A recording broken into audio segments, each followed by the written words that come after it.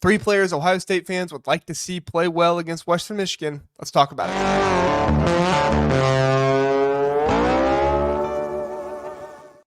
Ohio State plays Western Michigan this weekend, and there are three players in particular that I think it would be good for Ohio State fans to see them play well. One of them I know Ohio State fans are very critical of right now just because he was a little underwhelming. We heard very good things about him in the offseason, but it was not as good as maybe we were hoping for in the game. And obviously, all of this is being nitpicky. None of these players played badly or played poorly. We just didn't see maybe as many of the things that we hoped to see. Another one is one that I've not really heard talked about all that much. What he did was not really bad, but he just wasn't in the game as often, maybe.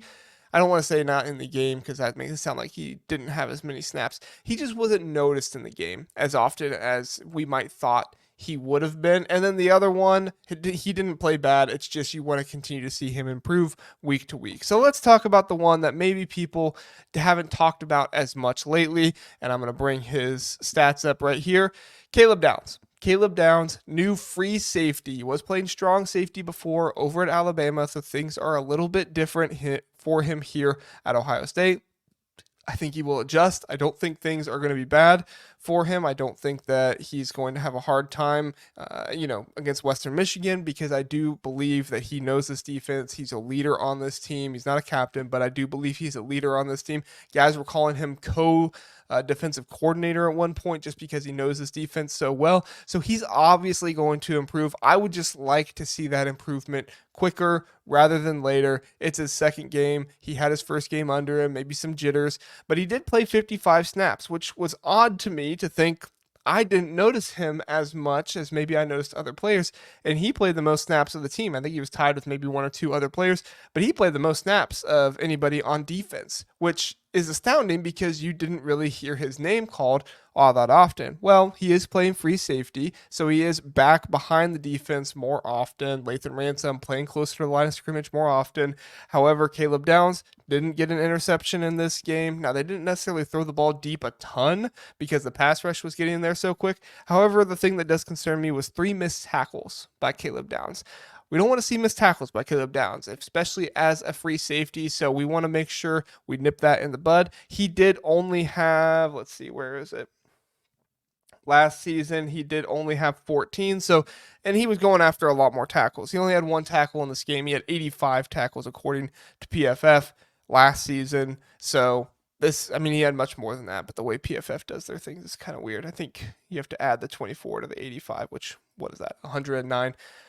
I don't know. I might not be very good at math, so don't hold me to that. But still, Caleb Downs, you want to see some better tackling in this game. You don't want to see the missed tackles. Again, I'm not necessarily being critical of him. I'm just saying, we maybe want to hear his name called a little bit more. We want to see him maybe have the ball thrown his way a little bit more, see him break up some passes. Man, if he could do some stuff like Malik Hooker did. I know he's not. That's unfair to put those expectations on him, Malik Hooker, but man, it felt like it's been a while since we've had a really, really strong free safety here at Ohio State. Josh Proctor did a good job last year, but I don't think he was, Malik Hooker level of safety. I loved his improvement, but yeah, Caleb Downs, high expectations for him this season, so hope he improves, hope he gets better, and hope he really shows off his abilities. All right, next one, Josh Frier. Josh Frier played right tackle for Ohio State this past game, 62 snaps on offense, so he did play a lot. His pass blocking was not necessarily poor. He did not give up any sacks, hits, hurries, pressures. Now, you could argue that there were some blitzes that came off his side he maybe should have picked up. However, I looking back at the tape, he had his head on the guy's head, and sometimes they just brought 6 when they only had 5 guys in protection. So Josh Frier can't block 2 guys. It's just the way it works. And so sometimes that's going to happen where they're going to bring more guys than you guys have available to block. I think Josh Frier did a fine job in pass pro. I don't think Josh Frier had a bad day in pass pro.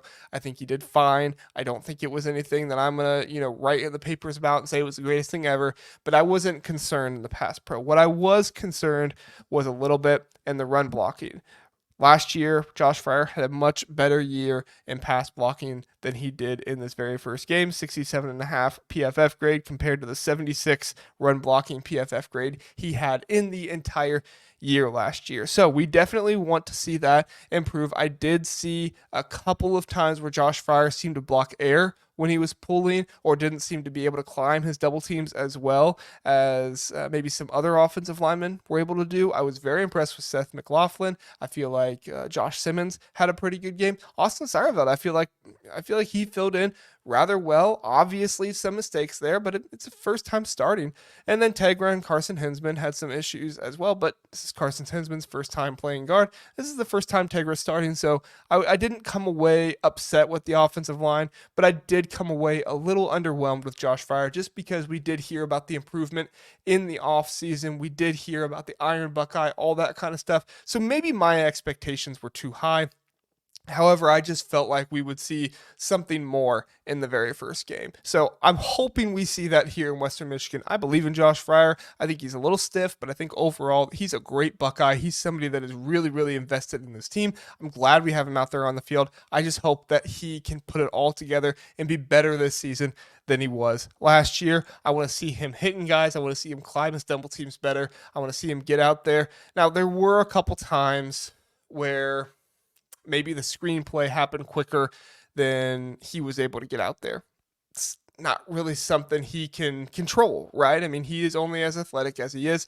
And so some of that is a timing thing that Will Howard is going to have to manage better as the quarterback. I don't want to say it was his fault, but, he just gets better at. And hopefully as he learns his players better and as the players learn him better, they will overall get better together. My last one is just him. Will Howard. So, like I said, Will Howard, not a bad game, right? Will Howard had a fine game. It was a little rocky there at the beginning. However, you could talk about the drops that were had, and that very first pass to Jeremiah Smith, that was a screen, that was a touchdown. I mean, no ifs, ands, buts about it. You had Austin Seierveld out there. He was getting ready to wrap block and turn around, get those guys. You had Seth McLaughlin out there, you had Carnell Tate out there ready to block, and you had one safety in front of him. So unless somebody was going to catch Jeremiah Smith, which I don't think Jeremiah Smith is slow, unless you had somebody who was going to come behind Jeremiah Smith and catch him, he was gone if he caught that ball. Just unfortunately, he dropped it. Now, let's look at some of the numbers for Will Howard. Will Howard was poor under pressure. He was 1 for 4, dropped back 5 times, and he had no touchdowns. He had a touchdown in every other area. When he was not blitzed, he had a touchdown. When he was blitzed, he had 2 touchdowns. And when he was kept clean, he had 3 touchdowns. Now, you're saying, JR, he didn't have 6 touchdowns. I know some of these things overlap, so it is a little confusing at times. That's just the way PFF operates. However, I was impressed by when he was blitzed. I think there were some throws that he had that brought that grade down. However, I don't think he was bad against the blitz. Do I think that he could have had a couple more accurate throws? Yeah, but I think he got better as the game went on, so I'm not as concerned. I'm more concerned about this under pressure right here. When he has a guy in his face and when he has somebody, a free runner at him, is he going to be able to make the right play? Is he going to be able to make the right decision? We'll see. I believe in Will Howard a lot. I think Will Howard is a good player, and I think that he brings good aspects to this team. We're just going to have to see it. We're going to have to see him under pressure in this game, and I think Western Michigan is going to dial up the pressure against them. Western Michigan had pressure on Tyler Van Dyke, so this is something I'm definitely going to be looking at this game. In addition to that, I want to see more of the intermediate passing game from Will Howard and how good it was. I mean, this is not necessarily me saying, oh, he wasn't good in this area, so he needs to improve. No, this is me saying he was very good in this area. All 3 of his touchdown passes came on intermediate throws, 10 to 19 yards down the field. That's excellent. He had the 1 catch for 45 yards. If you look down here at the chart, the 1 incompletion he had that was 20 yards or more, that was the Emeka Ibuka ball where he probably did get his hand and his forearm down. However, they just weren't able to see it. But I would argue in that one, Emeka Ibuka jumped for a ball he didn't need to jump for. And so that's kind of on Emeka. You just need to see him go after those balls better and be able to get down on the ground. I'm not going to say it was his fault. I think it was just a poor decision. He'll move on. He'll get better. But obviously they were still able to score on that drive. So no harm, no foul. But look at this intermediate right here. 2 for 3 on the outside right. Between the numbers, 3 for 3 outside left, 1 for 2. He had all 3 of his touchdown passes there in the intermediate passing game. Love to see it. The issue was the 3 for 6 down here in the bottom right. That had the outside pass to Emeka Ibuka when he had that free runner coming at him. I think it was the second drive when that happened. That killed the drive a little bit. And so there were a few things here and there. But I think as you saw Will Howard in the game more, he got better and things seemed to work for him better. So we're just hoping that that continues on into this Western Michigan game. We don't have him revert back and have a slow start. He's able to get out there, make some good decisions, throw the ball down the field as well. Keep throwing the ball down the field. Last thing we want to look at with Will Howard, play action, no play action, screen, no screen. In play action, he was fantastic. 8 for 12, 2 touchdowns, 141 yards. Play action, he was fantastic. And that really was where he was kind of making his game against the Akron defense. Now, no play action, 9 for 16, only 1 touchdown. Not as good.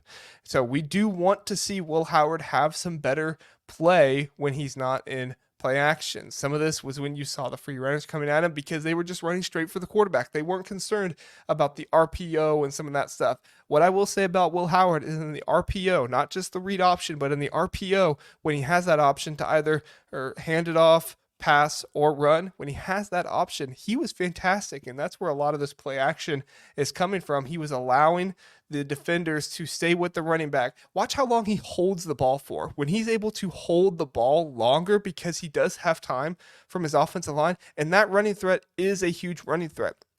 With Kyle McCord, and I'm not bashing Kyle McCord here, but I'm just saying Kyle McCord did not have the running ability that Will Howard had. So Kyle McCord didn't really have the ability to hold on to that ball, and pause the defenders as much. Will Howard does, because Will Howard has the wheels, he has the legs to be able to take off and run and punish you and pause you. So you can't just run straight for the running back the entire time. You do have to account for the quarterback and how he is able to run. So I want to see some better no play action throws from Will Howard. I want to see some better protection as well. How are they going to be able to pick that up? Travion Henderson, I think, was very good in pass pro, at least from what I saw on my second watch this game. So I'm encouraged by that. Josh Frier, he can improve as well, I believe. Just need to see that happen.